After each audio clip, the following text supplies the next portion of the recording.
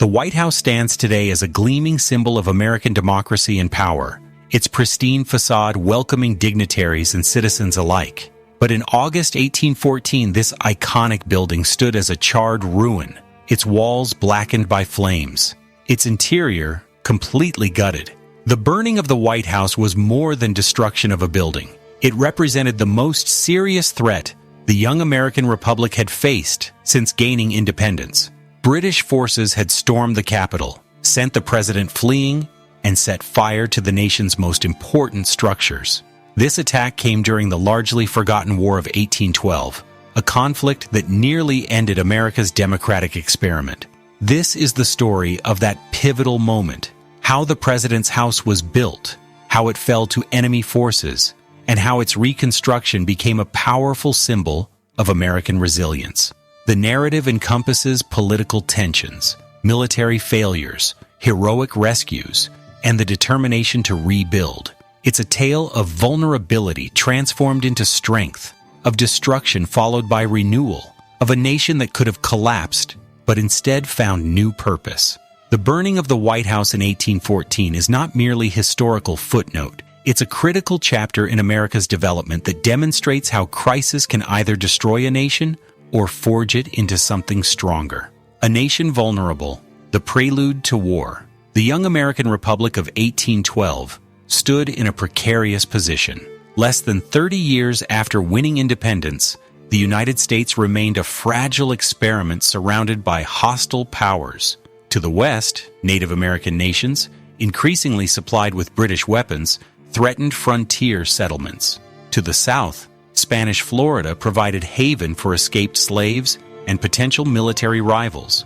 And across the Atlantic, Great Britain, still the world's preeminent naval power, continued to treat its former colonies with thinly veiled contempt. The tensions with Britain had never truly subsided following the Revolutionary War. The Treaty of Paris in 1783 had established peace, but not mutual respect. British ships continued to dominate the Atlantic, and Royal Navy captains showed little regard for American sovereignty. The practice of impressment, forcibly removing sailors from American vessels and pressing them into service on British warships, created a steady stream of diplomatic incidents and personal tragedies. Between 1803 and 1812, more than 6,000 American sailors were impressed into British service. Once a British subject, always a British subject, insisted the British authorities, rejecting American naturalization papers as meaningless documents. American ships were regularly stopped, searched, and their crews examined for British-born sailors. Those identified as British, often on the slimmest evidence, were taken at gunpoint to serve in a navy famous for its harsh conditions and brutal discipline. Commercial restrictions further strained relations. The Napoleonic Wars raging in Europe had placed American merchants in an impossible position. British orders in council restricted trade with continental Europe, while Napoleon's Berlin and Milan decrees prohibited commerce with Britain. American ships attempting to maintain neutral trade found themselves seized by both sides, their cargoes confiscated, and their crews sometimes imprisoned. President Thomas Jefferson had attempted to assert American rights through economic pressure. The Embargo Act of 1807 prohibited American ships from engaging in foreign trade entirely, a self-inflicted wound that devastated coastal economies, while barely affecting European policies. James Madison, Jefferson's successor, continued seeking diplomatic solutions, but found British officials increasingly dismissive of American concerns. In Congress, a new generation of representatives, particularly from western and southern states, grew increasingly frustrated with diplomatic failures. These war hawks, led by Henry Clay of Kentucky and John C. Calhoun of South Carolina, argued that only military action would force Britain to respect American sovereignty. They spoke passionately of national honor, commercial rights, and the continued British military presence in Canada, a base from which they believed Britain encouraged Native American resistance to American expansion. The Shawnee leader Tecumseh, supported by his brother Tenskwatawa, known as the Prophet, had been building a powerful confederation of tribes to resist American encroachment on native lands. American officials, including Territorial Governor William Henry Harrison, suspected British agents of encouraging this resistance. The Battle of Tippecanoe in 1811, where Harrison's forces attacked and destroyed the Prophet's village, temporarily disrupted the Confederation but intensified frontier violence. By early 1812, President Madison found himself under increasing pressure to take decisive action. His Republican Party had campaigned on defending American rights, but diplomatic efforts had yielded nothing. The British, preoccupied with their existential struggle against Napoleon, showed little concern for American grievances.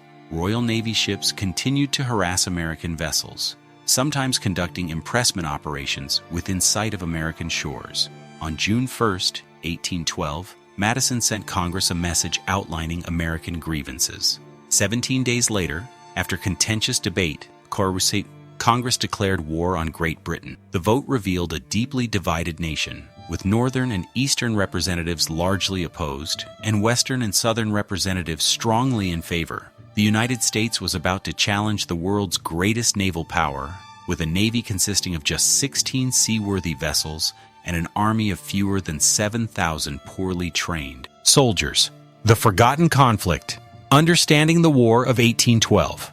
The War of 1812 remains one of America's least understood conflicts, a complex struggle that tested the young nation's survival. When President Madison signed the declaration of war on June 18, 1812, few Americans understood the enormous challenge they faced. Britain commanded over 600 warships and more than 250,000 professional soldiers. In contrast, America's Navy consisted of 16 serviceable vessels, and its army numbered fewer than 7,000 regulars, supplemented by poorly trained militia. The American war plan, such as it existed, focused on invading Canada, then a collection of British colonies. Military strategists believed conquering Canada would force Britain to negotiate and eliminate bases from which the British supported Native American resistance.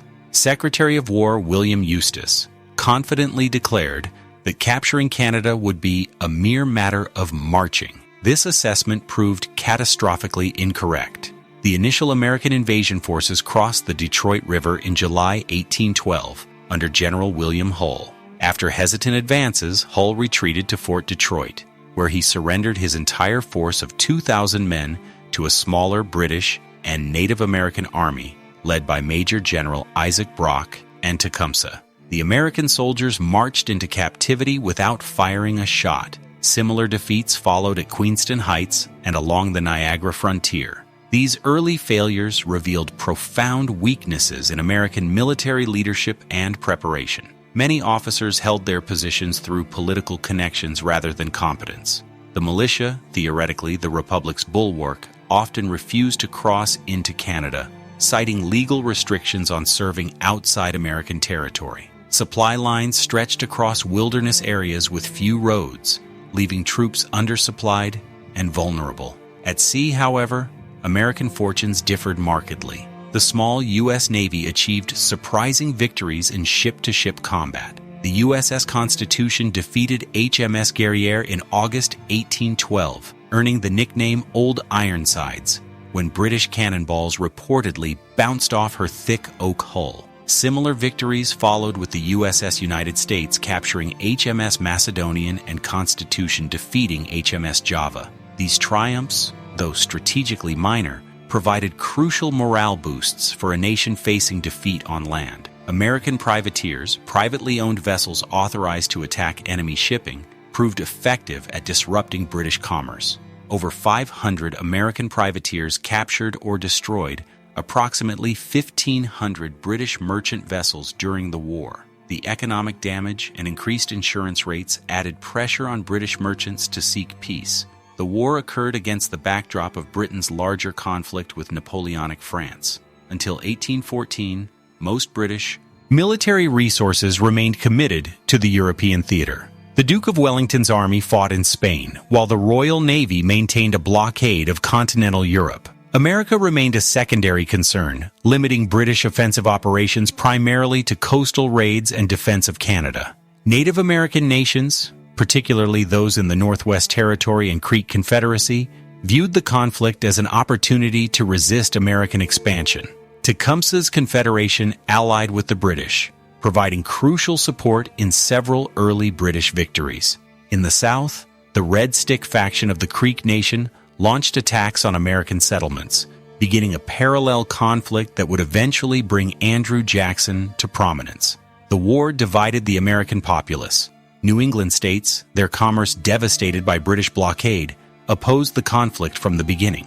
In December 1814, delegates from these states met in Hartford, Connecticut, to discuss their grievances and consider constitutional amendments to reduce Virginia's dominance in national politics. Some attendees allegedly discussed secession, though no formal proposal emerged. By early 1814, Napoleon's defeat freed significant British military resources for the American theater. The Royal Navy tightened its blockade of American ports, effectively strangling American commerce. Veteran British troops arrived from Europe, preparing for campaigns that would target the Chesapeake region, New Orleans, and other strategic points. The most challenging phase of the war for the young republic was about to begin. The President's House, symbol of a young democracy, the structure that would one day bear the name White House, began as an architectural expression of American aspirations. In 1791, President George Washington signed the Residence Act, establishing a permanent capital along the Potomac River. The legislation resulted from the Compromise of 1790, engineered by Thomas Jefferson, James Madison, and Alexander Hamilton, which resolved conflicts over Revolutionary War debts in exchange for locating the capital in a southern state. The selection of the site reflected both political calculation and Washington's personal vision. The new federal district would be carved from land ceded by Maryland and Virginia, placing the national capital between northern and southern states. Washington personally supervised the selection of the precise location, choosing elevated ground with views of the Potomac River for the president's residence. In July 1792, the commissioners overseeing the capital's development announced a competition for designing the President's House. The advertisement specified a building substantial enough to house both the president's family and offices, yet restrained enough to avoid monarchical associations. The winner would receive $500 or a medal of equivalent value. Among the competitors was Thomas Jefferson, who submitted a design anonymously. Jefferson, deeply interested in architecture, proposed a building modeled on classical Roman examples. His design featured a central dome and emphasized Republican simplicity. While Jefferson's submission impressed the judges, it was ultimately deemed too modest for a national symbol. The winning design came from James Hoban, an Irish-born architect working in Charleston, South Carolina. Hoban's proposal featured a rectangular plan with a central section and two projecting wings. The facade displayed a restrained neoclassical style with regularly spaced windows, classical proportions, and relatively simple ornamentation. The design suggested permanence and dignity without the excessive grandeur associated with European monarchies. Hoban drew inspiration from Leinster House in Dublin, built in the 1740s as the residence of the Duke of Leinster. He adapted this Georgian model for American purposes, creating a building that would house both presidential family life and official functions. The structure would contain 3 stories: a ground floor for service areas, a main floor for public rooms, and an upper floor for private quarters.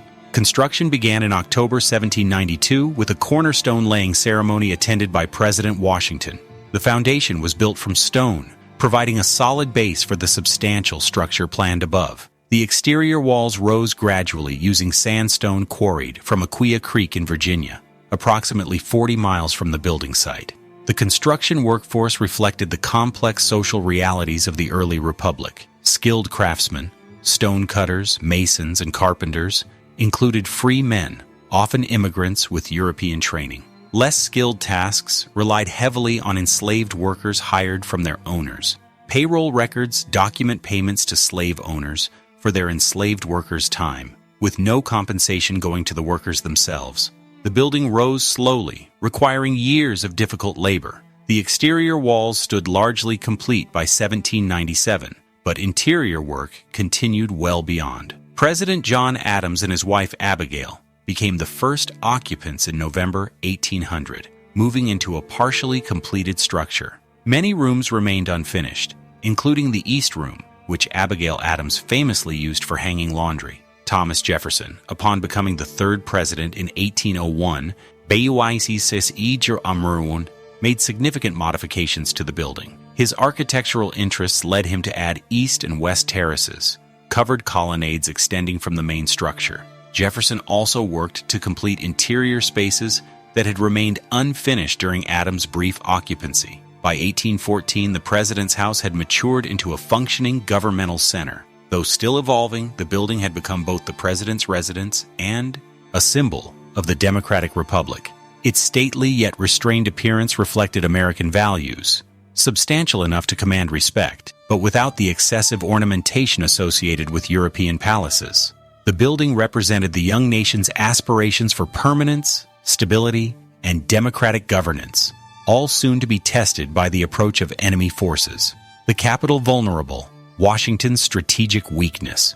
Washington City in 1814 bore little resemblance to the grand capital envisioned by Pierre-Charles L'Enfant 2 decades earlier. The ambitious plan, with broad avenues, monumental public spaces, and carefully planned sightlines, remained largely unrealized.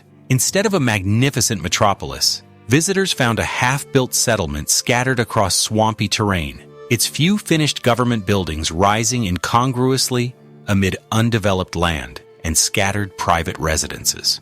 The city's population numbered barely 8,000 inhabitants, concentrated primarily around Capitol Hill and in Georgetown. Between these settled areas stretched long sections of unimproved land crossed by Pennsylvania Avenue, a broad but often muddy thoroughfare connecting the Capitol to the President's House. Many of L'Enfant's planned streets existed only on paper, with dense woods and marshy ground covering areas intended for urban development. This underdeveloped state reflected both financial limitations and political ambivalence about the permanent capital. Many in Congress, particularly representatives from northern states, had opposed locating the government on the Potomac. Funding for public buildings and infrastructure remained perpetually inadequate, resulting in slow, piecemeal construction. The city's location had been chosen for political rather than military reasons. Positioned on the Potomac River, approximately 100 miles from the Chesapeake Bay, Washington offered no natural defensive advantages. No mountains protected its approaches. No narrow harbors restricted naval access. The rivers that bounded and traversed the District of Columbia, the Potomac, the Eastern Branch, later called the Anacostia, and the Tiber Creek, provided water transportation that could serve invaders as easily as defenders. Most critically, Washington lacked any significant fortifications.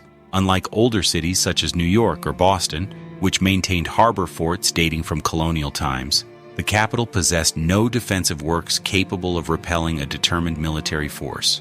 The Potomac River remained undefended below the city, allowing enemy vessels to approach within cannon range of government buildings. The few fortifications that existed had been neglected during the war's early years. Fort Washington, previously called Fort Warburton, located approximately 8 miles downstream from the capital, consisted of a small masonry structure with 20 cannons.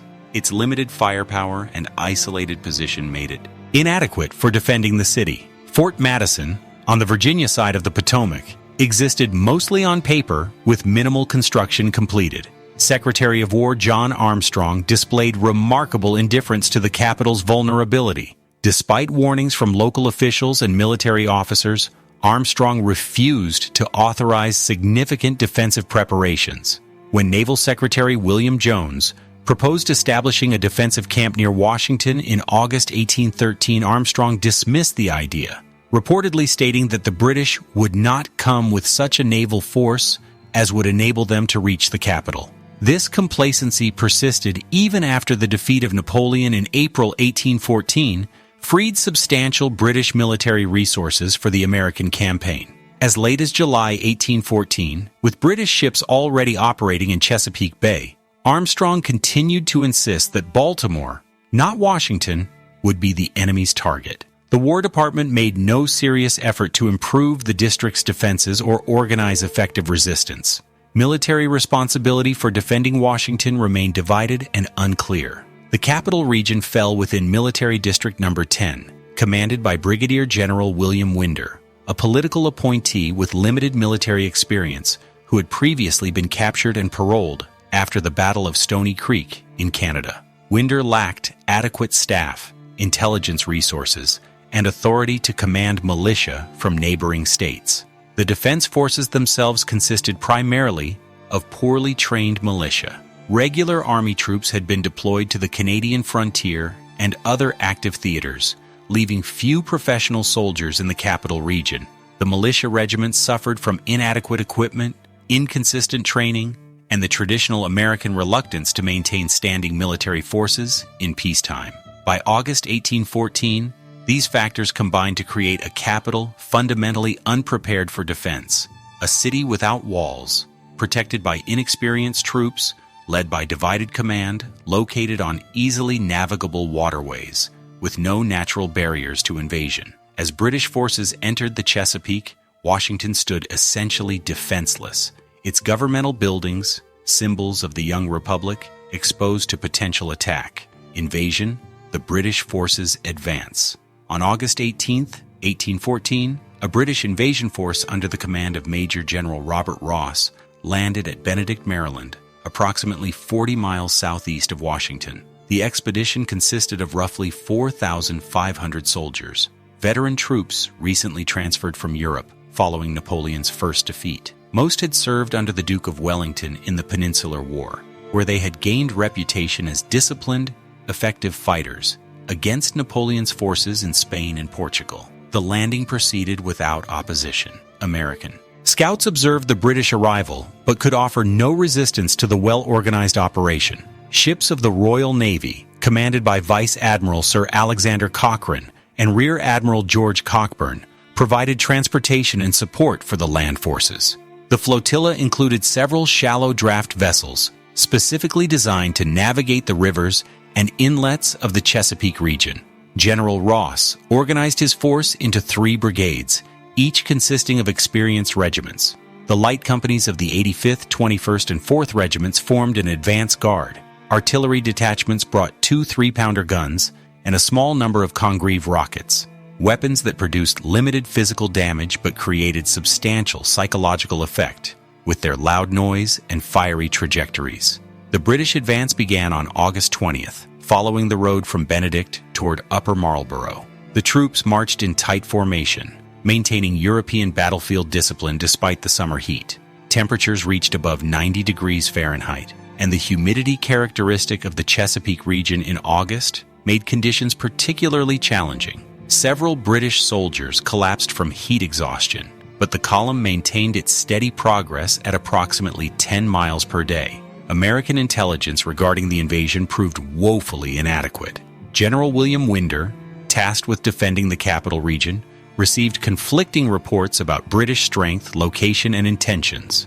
Without reliable cavalry for reconnaissance, Winder struggled to determine the enemy's position and objective. His scattered militia forces could not effectively monitor the multiple potential approach routes to Washington. Secretary of War John Armstrong continued to insist that Baltimore, not Washington, remained the likely British target. This assessment, based on Baltimore's greater commercial importance, delayed the concentration of defensive forces around the capital. President Madison's cabinet remained divided about the appropriate response, with Armstrong arguing against committing significant resources to Washington's defense, even as British troops approached within 20 miles of the city. By August 22nd, the British had reached Upper Marlborough, approximately 15 miles from Washington. Here, General Ross paused to rest his troops and gather intelligence.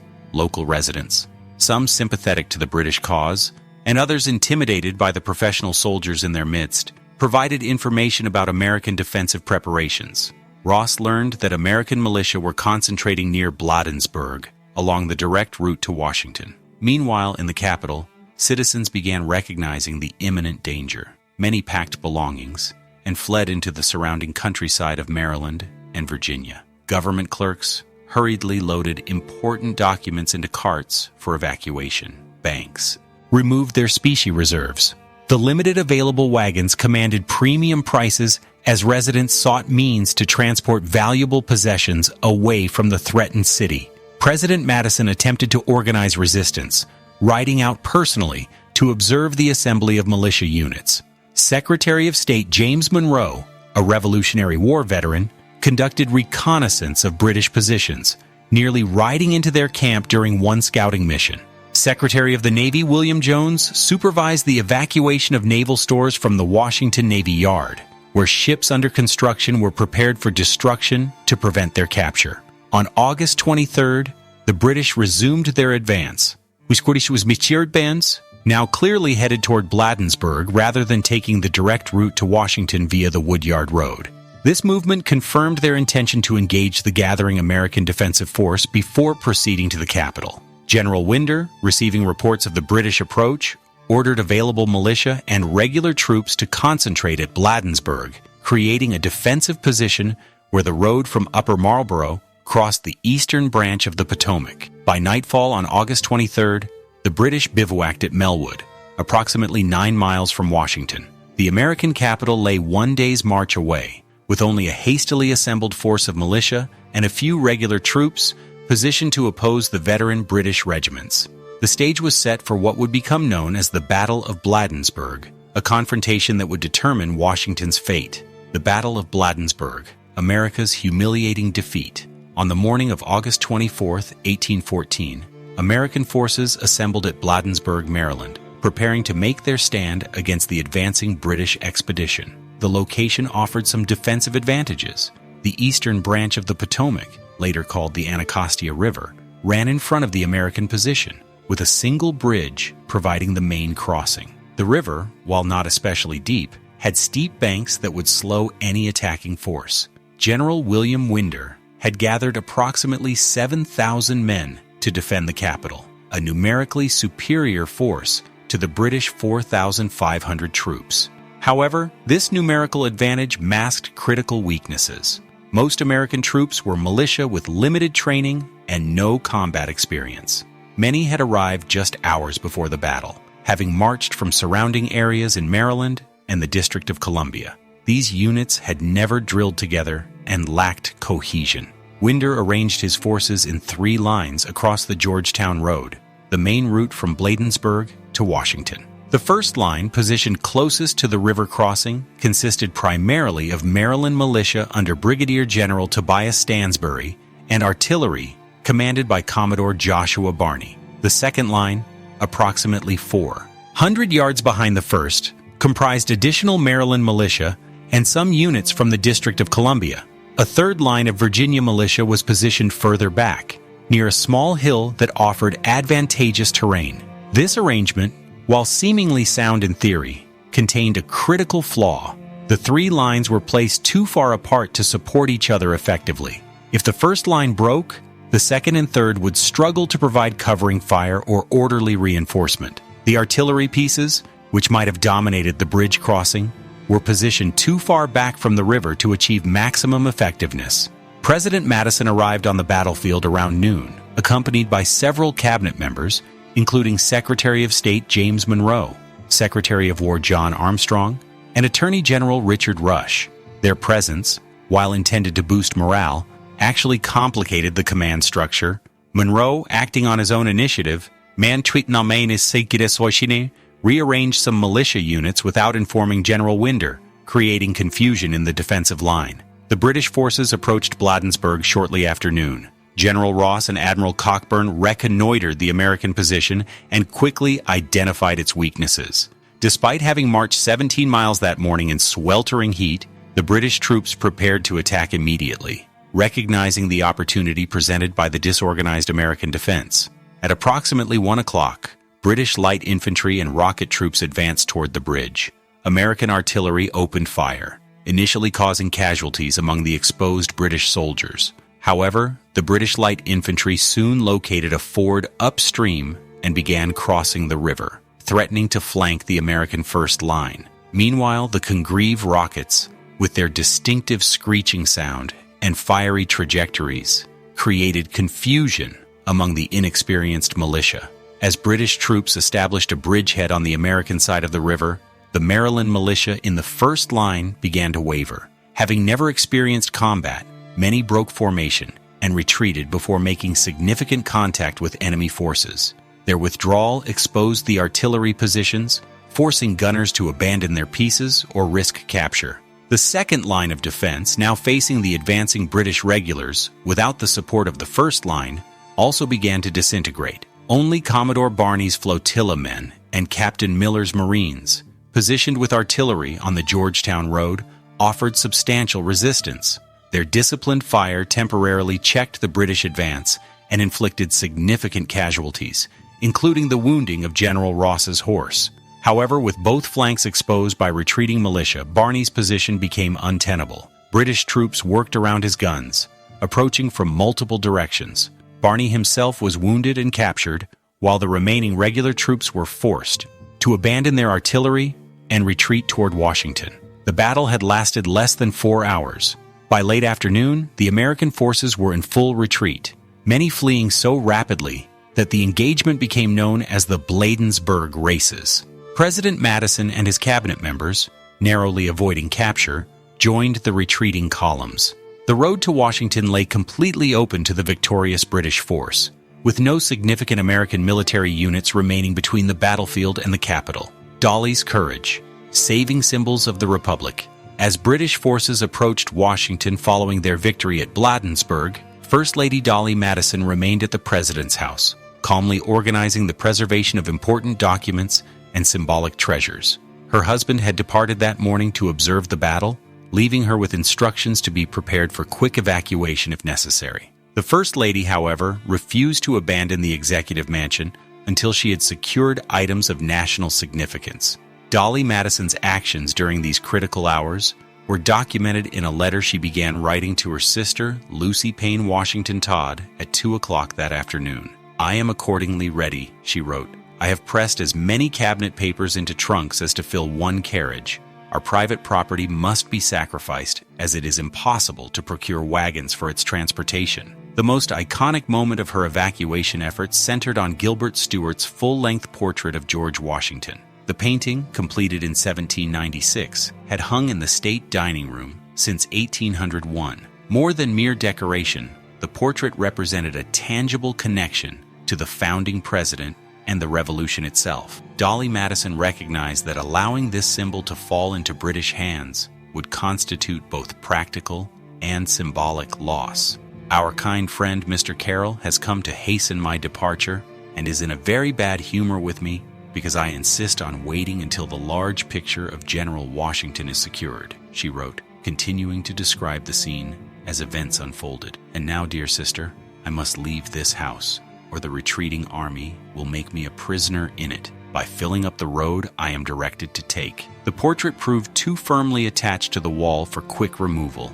According to accounts from Paul Jennings, an enslaved individual who served as James Madison's personal attendant, the frame was broken upon the First Lady's orders, and the canvas was carefully cut out. French doorkeeper Jean-Pierre Sousa, often called French John, and gardener Thomas Magraw reportedly performed the actual removal using a ladder to reach the portrait and tools to separate it from its frame. The rescued painting was entrusted to 2 New Yorkers, Jacob Barker and Robert DePaster, who transported it to a secure farmhouse across the Potomac River in Virginia. This action preserved what would become one of the most recognizable images in American history and a centerpiece of White House decor when the mansion was later rebuilt. Beyond the Washington portrait, Dolley Madison secured cabinet papers, a small clock, and some silver flatware from the executive mansion. She had earlier sent silver plate and other valuables to the Bank of Maryland for safekeeping. The red velvet curtains from the Oval Drawing Room were reportedly cut down by Suki,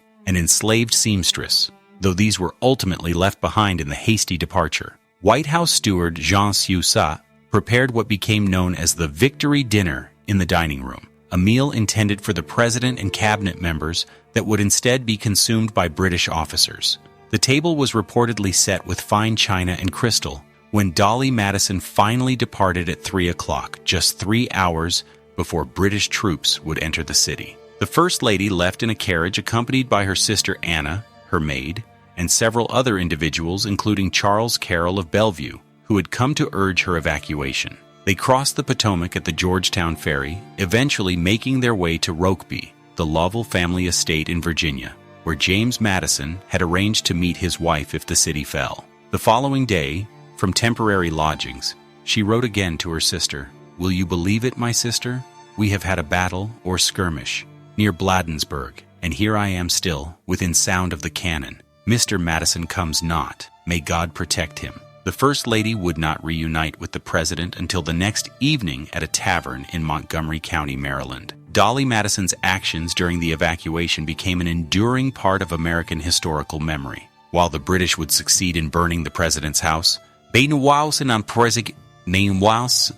not capture the symbols of the Republic that she had so carefully preserved. Her courage and presence of mind ensured that when the executive mansion was eventually rebuilt, George Washington's watchful gaze would return to its walls. The Night of Flames, the burning of Washington. The British forces entered Washington City at approximately 6 o'clock on the evening of August 24, 1814. Major General Robert Ross and Rear Admiral George Cockburn led a column of roughly 150 soldiers directly to Capitol Hill. The troops marched in formation along Maryland Avenue, maintaining strict discipline despite their fatigue after the day's battle and subsequent march. Upon reaching the Capitol, British officers first considered preserving the building, impressed by its architectural merit. This hesitation quickly gave way to strategic purpose.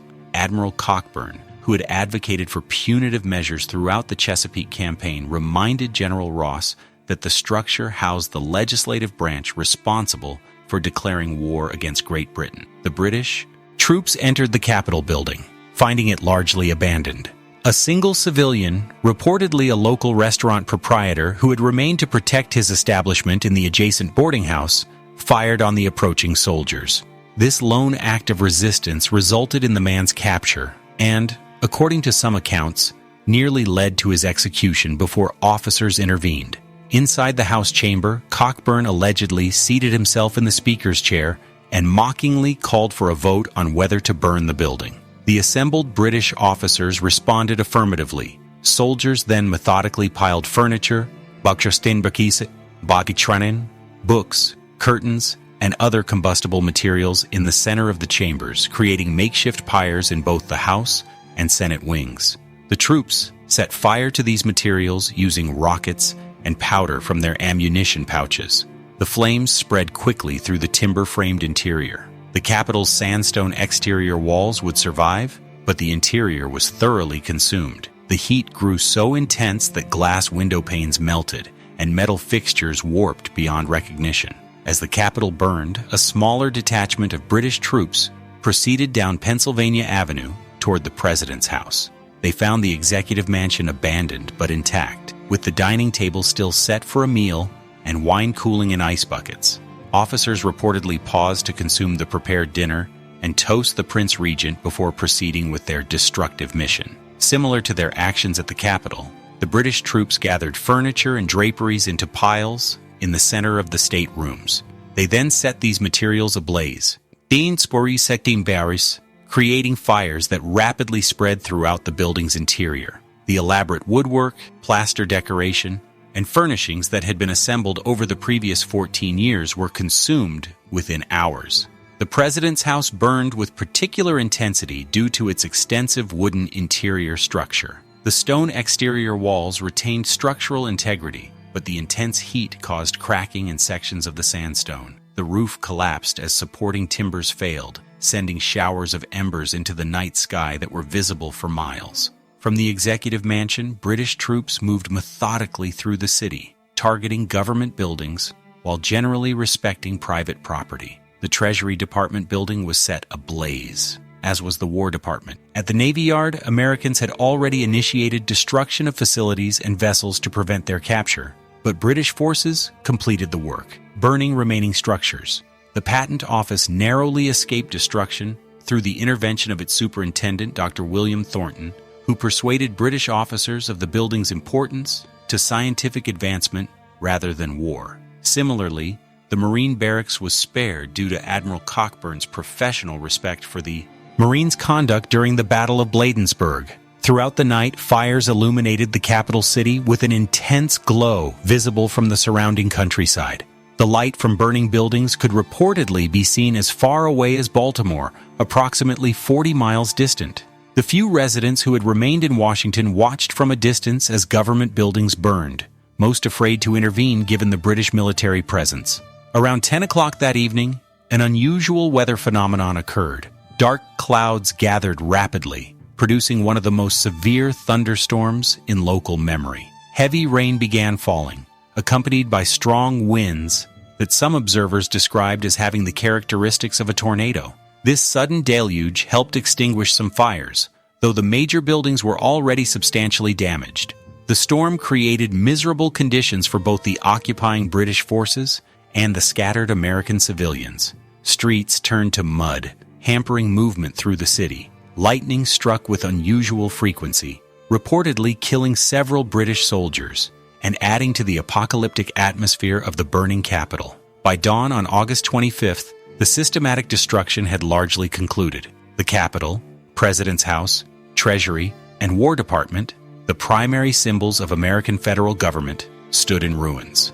The British occupation force, having accomplished its mission of retaliation, prepared to withdraw from the largely abandoned city. Aftermath and retreat. The British withdrawal. On the morning of August 25, 1814, the British forces began their withdrawal from Washington. The occupation had lasted approximately 26 hours, during which the primary symbols of American federal government had been systematically destroyed. Major General Robert Ross ordered his troops to assemble at Capitol Hill, beginning a disciplined march out of the city the same way they had entered. The weather remained unsettled following the previous night's storm. Dark clouds threatened additional rain, and the unpaved streets had transformed into muddy thoroughfares that complicated the British withdrawal. Despite these conditions, the troops maintained formation as they departed via Maryland Avenue toward Bladensburg, where they had defeated American forces the previous day. The decision to withdraw rather than occupy Washington reflected British strategic limitations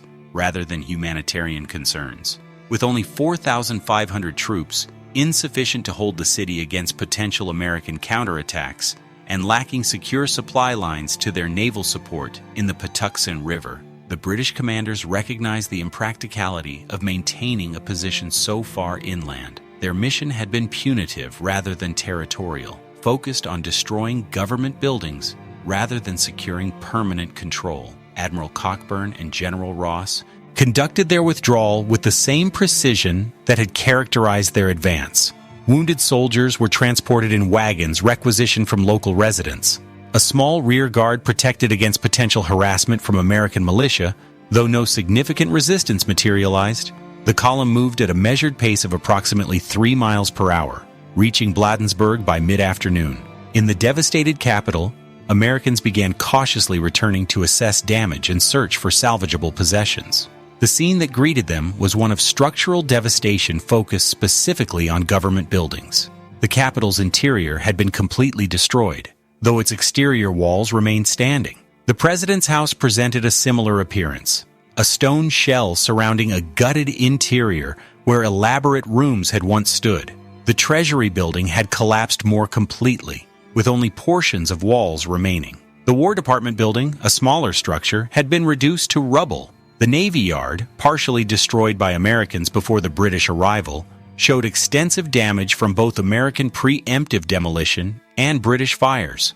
Private residences had largely been spared in accordance with General Ross's orders to focus destruction on government property. This selectivity reflected the British commander's intention to punish the American government specifically, rather than the civilian population. Nevertheless, some private buildings located near government structures suffered collateral damage from spreading fires. President Madison and his cabinet remained scattered across Maryland and Virginia. Having fled during the battle and subsequent occupation, they began gradually returning to the periphery of Washington, establishing temporary headquarters at a tavern in Georgetown. From this location, Madison issued orders attempting to reorganize defensive forces and sent communications to state governors requesting additional militia. The British expedition continued its withdrawal, moving from Bladensburg to Upper Marlborough and then toward Benedict, where their ships waited in the Patuxent River. They carried with them various trophies from the American capital,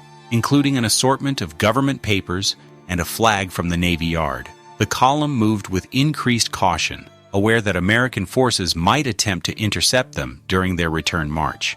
Meanwhile, British attention shifted toward their next objective, Baltimore. Unlike Washington, Baltimore was a major commercial center with a population of approximately 45,000. The city had constructed substantial defensive works, including Fort McHenry guarding the harbor entrance.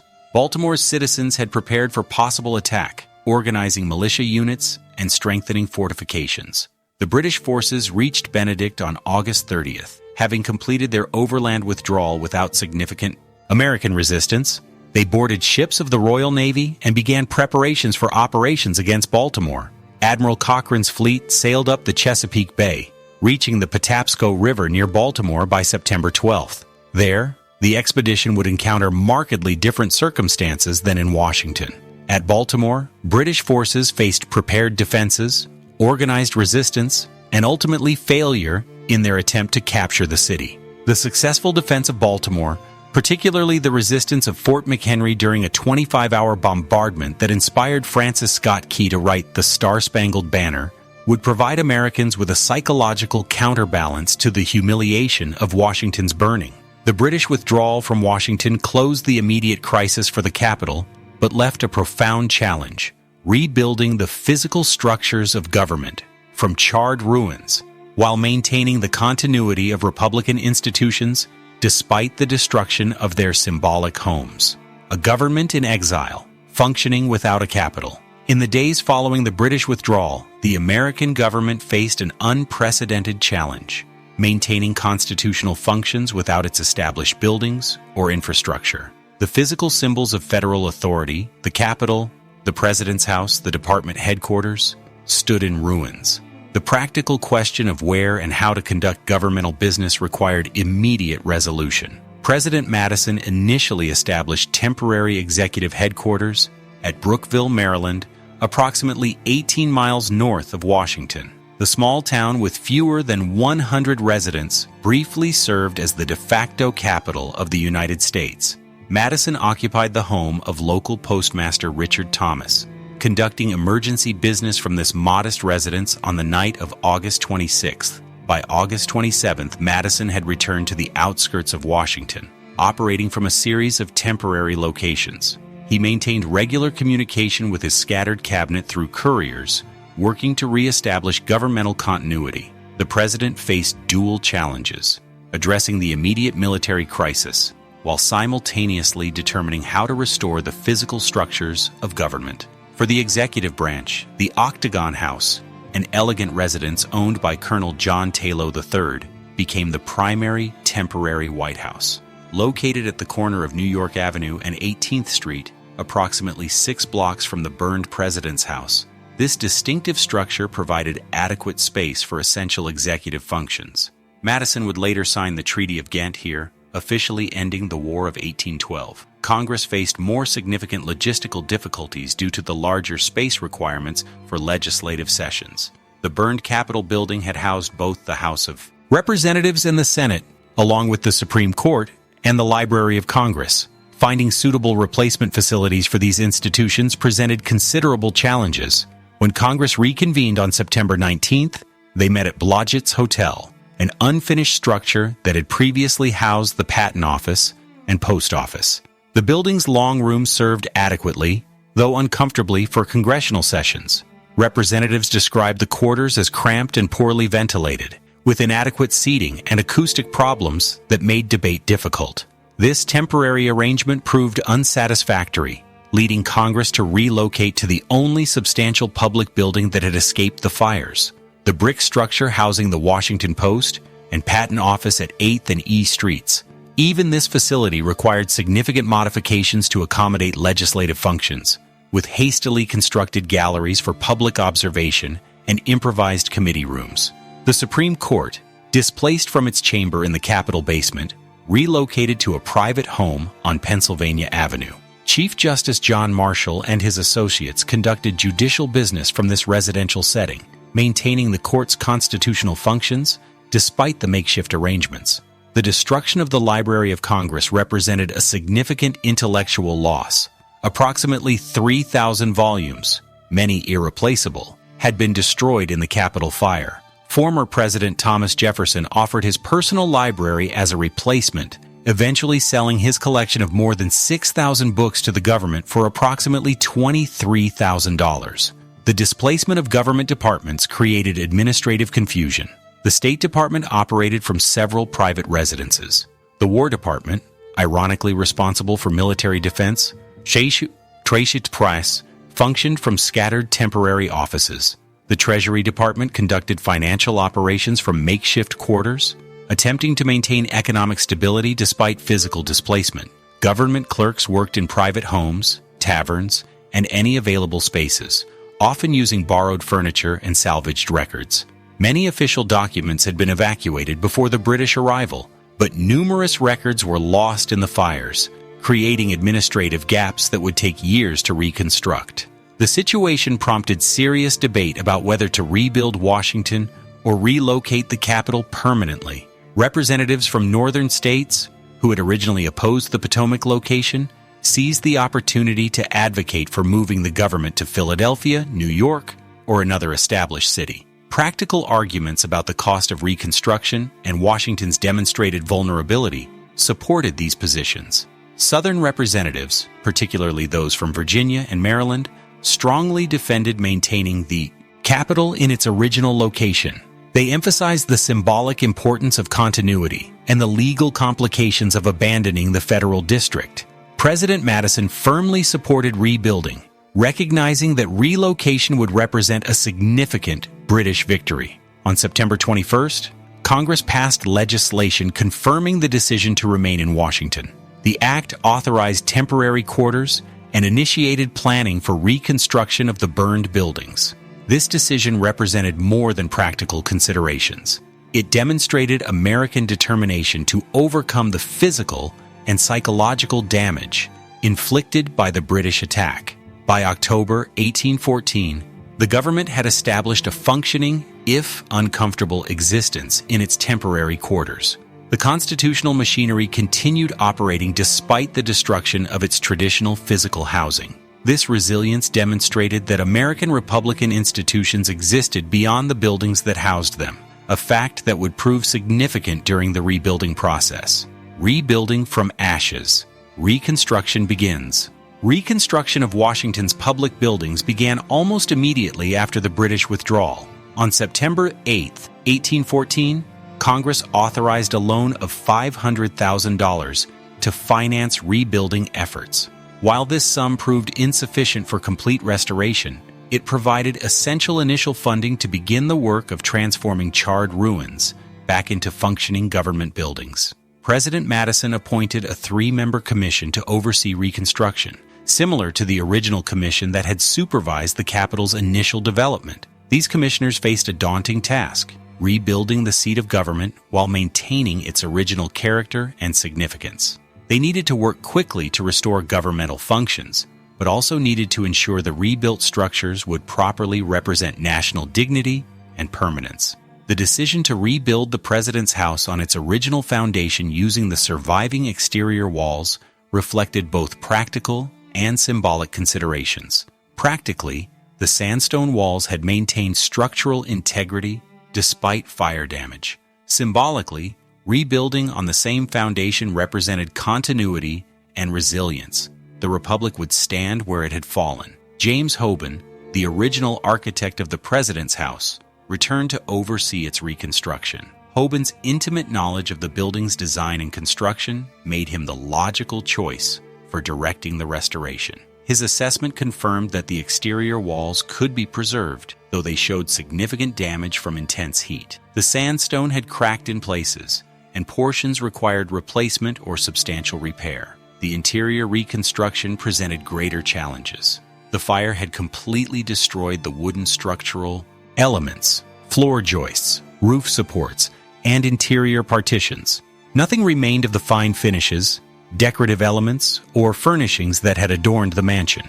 Rebuilding would essentially require constructing a new interior within the surviving stone shell. Work began with clearing debris from the site.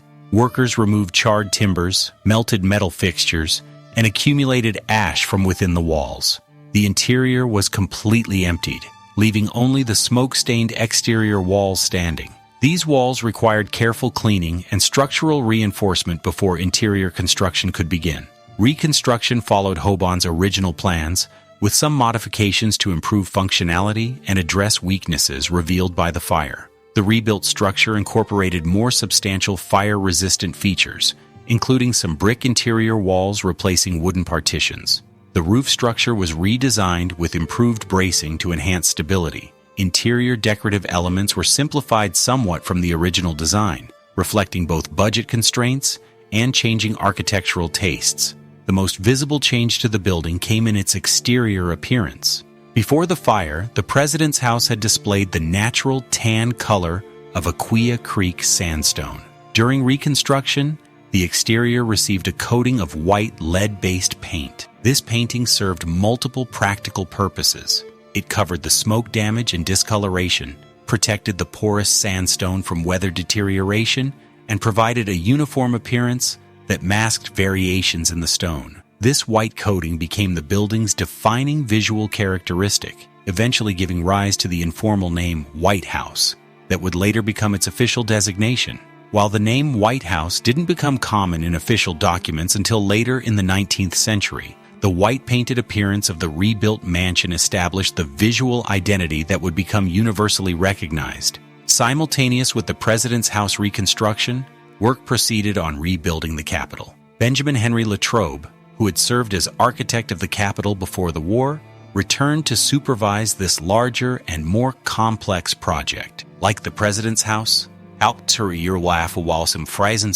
Capitol retained its exterior walls, but required complete interior reconstruction. Skilled craftsmen were recruited from throughout the region and from Europe. Stonemasons, carpenters, plasterers, and decorative artists were essential for the specialized work of rebuilding. Many workers who had contributed to the original construction returned to work on the reconstruction, providing valuable knowledge about the building's original details.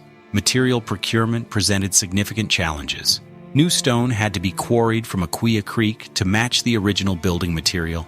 Timber for structural elements had to be harvested, transported, and seasoned. Specialized materials for decorative elements, marble, fine woods, glass, and metals, had to be sourced from various locations, often at considerable expense.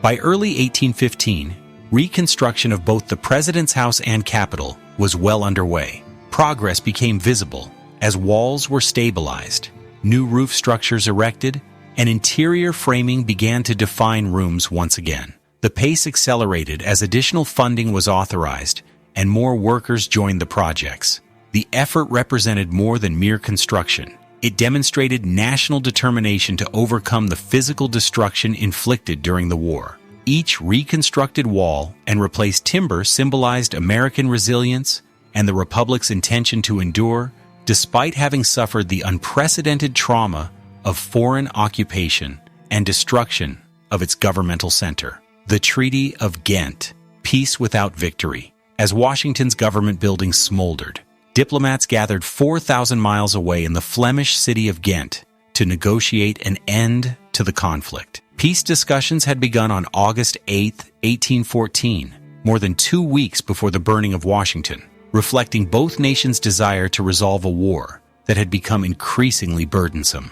The American delegation included a remarkable collection of statesmen: John Quincy Adams, son of the former president and future president himself; Henry Clay, the prominent war hawk from Kentucky; Albert Gallatin, former Treasury Secretary; James Bayard, a Federalist senator from Delaware; and Jonathan Russell, the American minister to Sweden. These negotiators represented diverse regional interests and political viewpoints, creating internal tensions within the American team. The British delegation consisted of Admiral Lord Gambier, a naval officer; Henry Goulburn, an undersecretary at the War and Colonial Office; and William Adams, a doctor of civil law.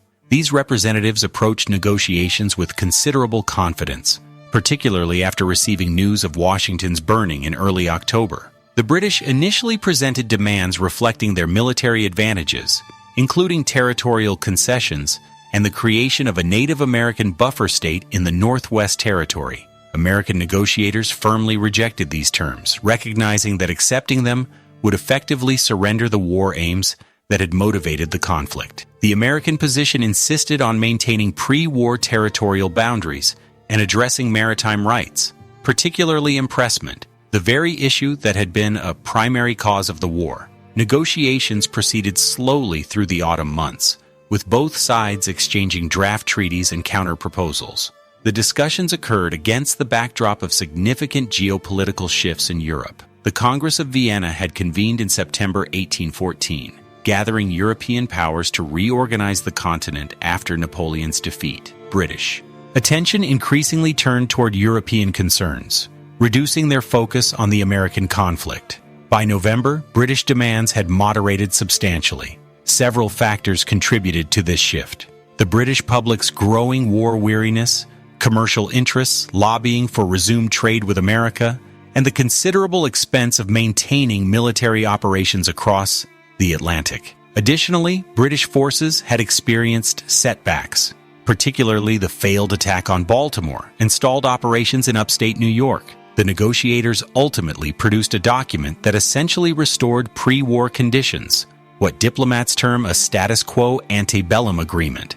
The treaty contained 11 articles addressing prisoner exchanges, boundary commissions, and cessation of hostilities. Notably absent were provisions addressing the maritime issues that had ostensibly triggered the conflict. No mention appeared of impressment, neutral rights, or blockades, the very grievances that had driven America to declare war. Both parties signed the Treaty of Ghent on December 24, 1814, Christmas Eve. The timing proved significant, as neither side knew of military developments occurring simultaneously across the Atlantic. On January 8, 1815, 2 weeks after the treaty signing, American forces under General Andrew Jackson decisively defeated British troops at the Battle of New Orleans. This victory occurred in a technical state of war, though peace had already been negotiated. News of the treaty reached Washington on February 13, 1815, carried by the British ship HMS Favorite under a flag of truce.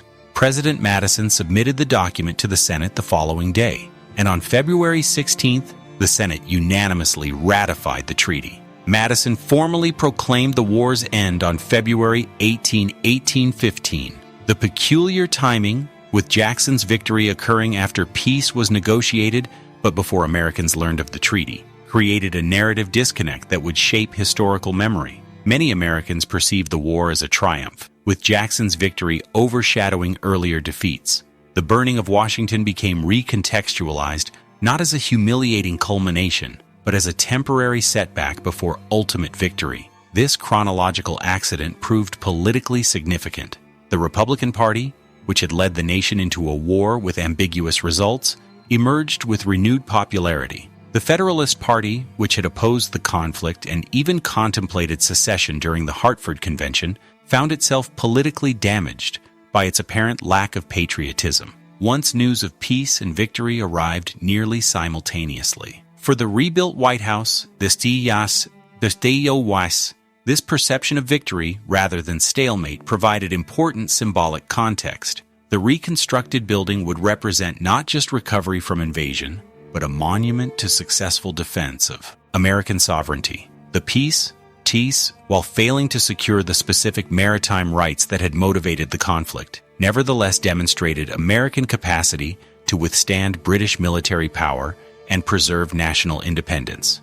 As Reconstruction continued through 1815, the Treaty of Ghent provided essential international stability for the rebuilding effort. With peace secured, attention and resources could focus on reconstructing the physical symbols of government rather than defending against further attacks. The treaty's timing, occurring before Reconstruction had advanced significantly, meant that the rebuilt White House would stand as a symbol of post-war America rather than a reminder of unresolved conflict. A phoenix rising, the White House reborn. By late 1816, reconstruction of the President's house had progressed significantly. The exterior walls had been repaired, the roof replaced, and interior framing largely completed. James Hoban continued supervising the work, maintaining the building's original proportions and layout, while incorporating subtle improvements to address weaknesses revealed by the fire. The interior reconstruction followed the original floor plan with minor modifications.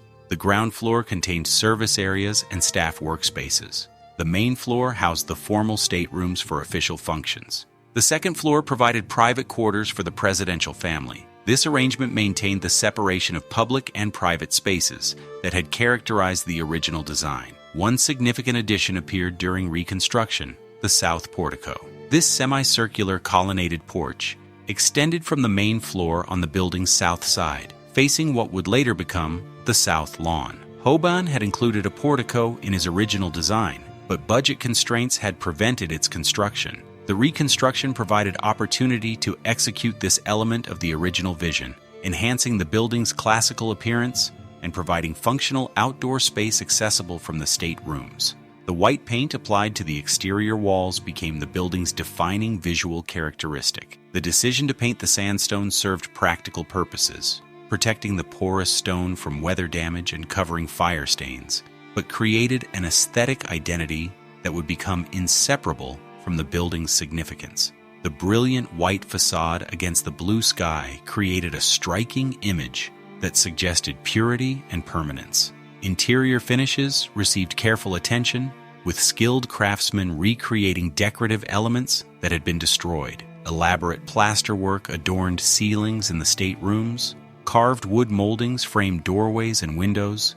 These decorative elements followed the neoclassical style of the original building, emphasizing symmetry, proportion, and restrained ornamentation. The East Room, the largest space in the house, underwent complete restoration.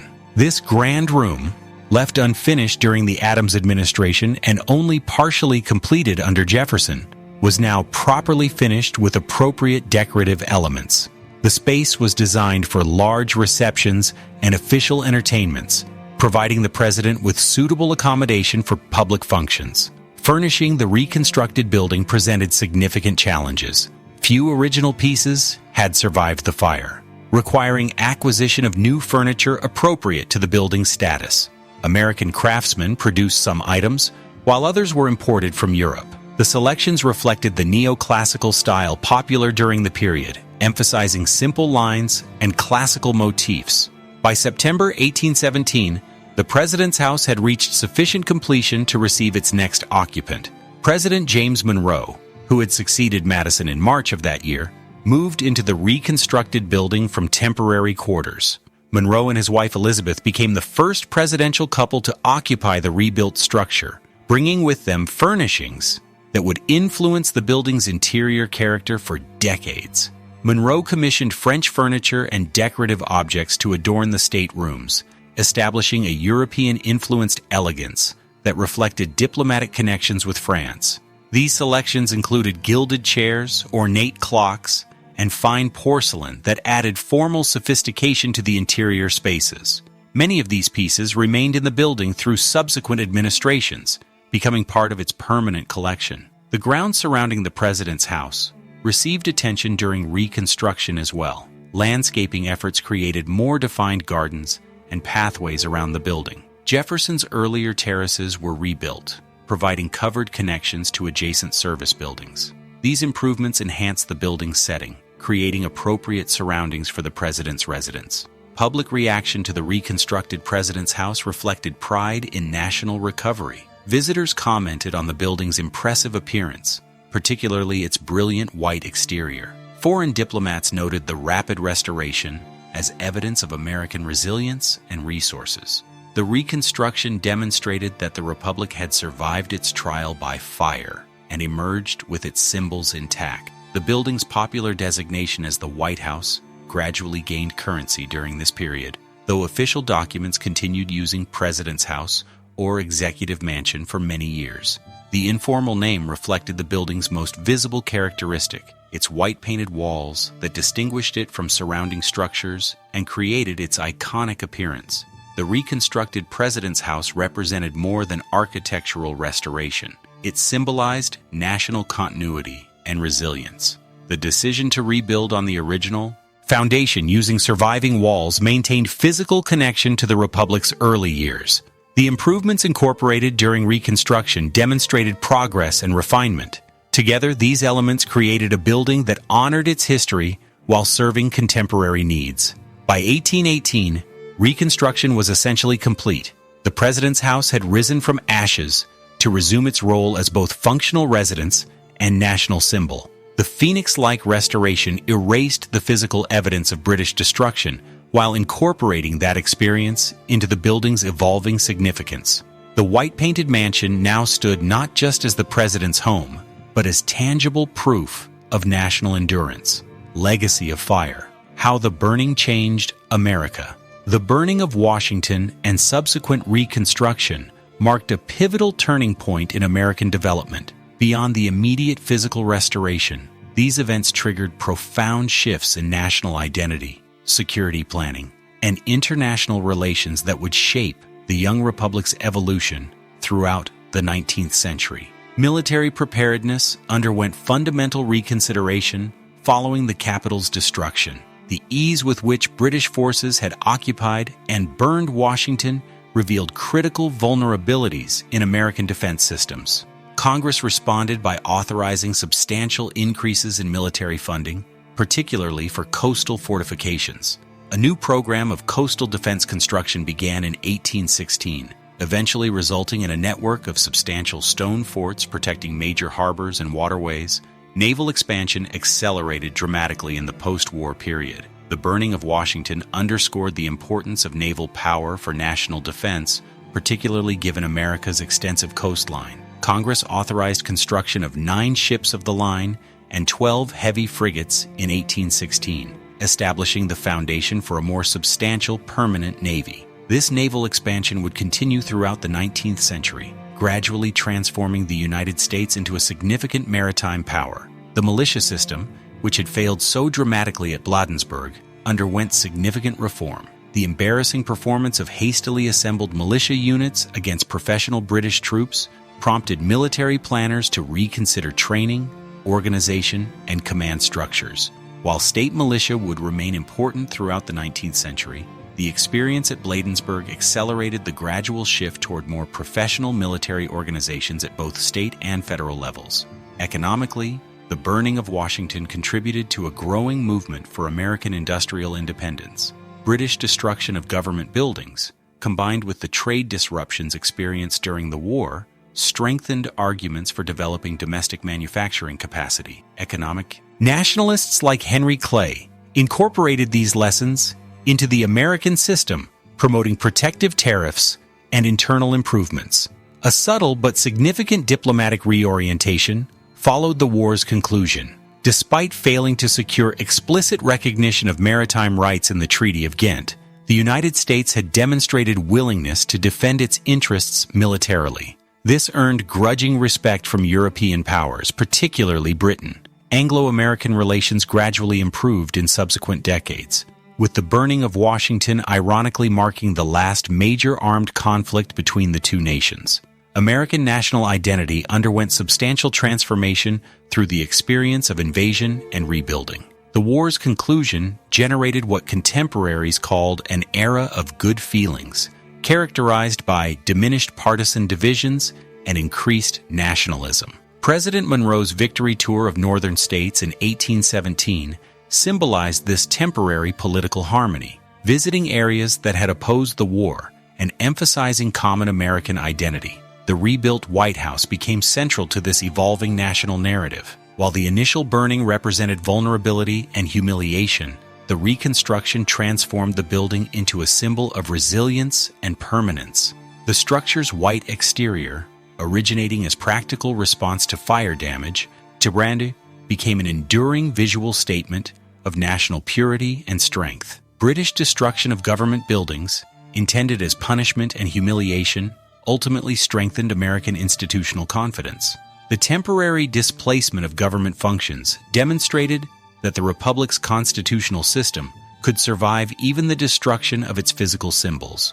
This realization reinforced American belief in their governmental principles beyond the buildings that housed them. The experience of invasion altered American territorial perspectives. The burning of Washington heightened concerns about vulnerability to foreign attack, accelerating interest in securing buffer territories and natural defensive boundaries. This strategic consideration contributed to the aggressive territorial expansion that characterized subsequent decades, including the Monroe Doctrine's assertion of hemispheric interests in 1823. cultural expressions reflected the psychological impact of the Capitol's burning and reconstruction. Patriotic literature, paintings, and popular songs emphasized themes of national defense and resilience. Washington's phoenix-like resurrection became a recurring metaphor in public discourse, reinforcing the narrative of American determination and indestructibility. The successful reconstruction effort itself demonstrated improved American organizational and administrative capabilities. Rebuilding the White House and Capitol under challenging post-war conditions required sophisticated planning, resource, mobilization, and skilled craftsmanship. The government's ability to complete these complex projects reflected growing institutional maturity. By 1820, the visible evidence of British destruction had largely disappeared from Washington's landscape. The reconstructed government buildings, particularly the White House with its brilliant white facade, projected strength and permanence rather than vulnerability. The physical recovery, completed within 6 years of the burning, allowed Americans to incorporate the invasion into a narrative of national resilience rather than defeat. The legacy of the burning ultimately transformed what could have been a devastating national trauma into a foundational experience that strengthened American identity and institutions. The rebuilt White House, rising from the ashes of invasion, became not merely the president's residence, but a powerful symbol of the Republic's determination to endure and prosper despite the trial by fire. Memory and meaning. The burning in American consciousness. The burning of Washington occupies a curious position in American historical memory, an event of profound significance that has nevertheless faded from prominent national consciousness. Unlike the American Revolution, Civil War, or World War II, the War of 1812 and its most dramatic moment, the Capitol's destruction, received comparatively limited attention in popular historical understanding. This relative obscurity reflects both the complexity of the conflict and deliberate choices about national memory. In the immediate aftermath, Americans incorporated the burning and reconstruction into a narrative, emphasizing resilience rather than defeat. Contemporary accounts, particularly those published after the war's conclusion, downplayed the humiliation of the Capitol's capture and emphasized instead the nation's swift recovery. The burning became positioned as a temporary setback, followed by triumphant rebuilding, rather than a defining national trauma. Physical reminders of the burning gradually disappeared from Washington's landscape. The reconstructed White House and Capitol concealed rather than commemorated the destruction. Unlike European cities that sometimes preserved war damage as memorials, Washington's rebuilt structures erased visible evidence of British occupation, allowing the event to fade from immediate public consciousness. The White House itself contains subtle acknowledgments of the burning. During major renovations in 1950, workers discovered charred original timbers preserved within later construction. Some of these fire-marked beams were deliberately retained during subsequent renovations, creating hidden connections to the building's traumatic history. These elements remain largely invisible to visitors, but provide tangible links to the 1814 destruction. Small physical markers around Washington commemorate aspects of the invasion. A plaque at the former site of Bladensburg. Dueling Grounds notes the battle that opened Washington to British forces. Another marker at Fort Washington indicates its abandonment during the British advance. These modest memorials contrast sharply with the extensive monuments to other conflicts throughout the Capitol. The Smithsonian Institution preserves artifacts connected to the burning, including fragments of charred wood from the original White House, items salvaged during Dolley Madison's evacuation, and contemporary illustrations depicting the fires. These museum pieces provide tangible connections to events that have faded from prominent historical memory. Historical interpretation of the burning has evolved substantially over 2 centuries. Early 19th century accounts emphasized British barbarity and American heroism, particularly focusing on Dolley Madison's rescue of Washington's portrait. By the mid-20th century, more scholarly analyses placed the burning within broader context of the developing Anglo-American relationship, noting that it marked the last major conflict between nations that would become close allies. Educational treatment of the burning varies widely across American schools. Some textbooks devote significant attention to the event, while others mention it only briefly within broader coverage of the War of 1812. This inconsistent educational approach contributes to uneven public knowledge, with many Americans aware that the White House was burned, but unfamiliar with the specific circumstances or significance. British and Canadian historical memory presents markedly different perspectives on the burning. In Britain, the Washington campaign receives limited attention within the much larger context of the Napoleonic Wars. In Canada, however, the War of 1812 and the burning of Washington feature prominently in national historical understanding, often framed as successful defense against American aggression and proof of Canadian identity, separate from the United States. The bicentennial commemoration in 2014 temporarily brought increased attention to the burning. Special exhibitions at the White House Historical Association, Smithsonian Institution, and Library of Congress examined various aspects of the invasion and Reconstruction. These events generated renewed scholarly and public interest, though their impact on broader historical consciousness remains limited. Digital technologies have created new opportunities for preserving and sharing this history. Virtual reconstructions now allow viewers to experience the President's House as it appeared before and after the burning. Digital archives provide access to primary documents, letters, military reports, newspaper accounts that illuminate the events of August 1814 with unprecedented detail and accessibility. The burning of Washington serves as counterpoint to American exceptionalism, a reminder that the nation has experienced invasion and destruction alongside triumph. This complexity complicates simplistic national narratives and perhaps explains some reluctance to center the event in American historical memory. For the White House itself, the burning remains essential to understanding the building's evolution. The structure visible today emerged directly from the destruction of 1814, with its white-painted exterior, the very feature that gave the building its name, resulting directly from Reconstruction decisions. The building thus embodies both vulnerability and resilience in its physical fabric. The most significant legacy of the burning may be its absence from prominent national memory, a testament to successful reconstruction that transformed potential national trauma into historical footnote. Unlike European capitals whose identities incorporated histories of occupation and destruction, Washington's rebuilt edifices projected continuity and permanence, allowing Americans to focus on institutional resilience rather than physical vulnerability. Today's White House stands as both monument to and erasure of the Capitol's burning, a building defined by an event it visually obscures. This paradox reflects the complexity of national memory and the remarkable success with which early Americans transformed military defeat into narrative of institutional triumph, creating a symbol of permanence from the ashes of destruction.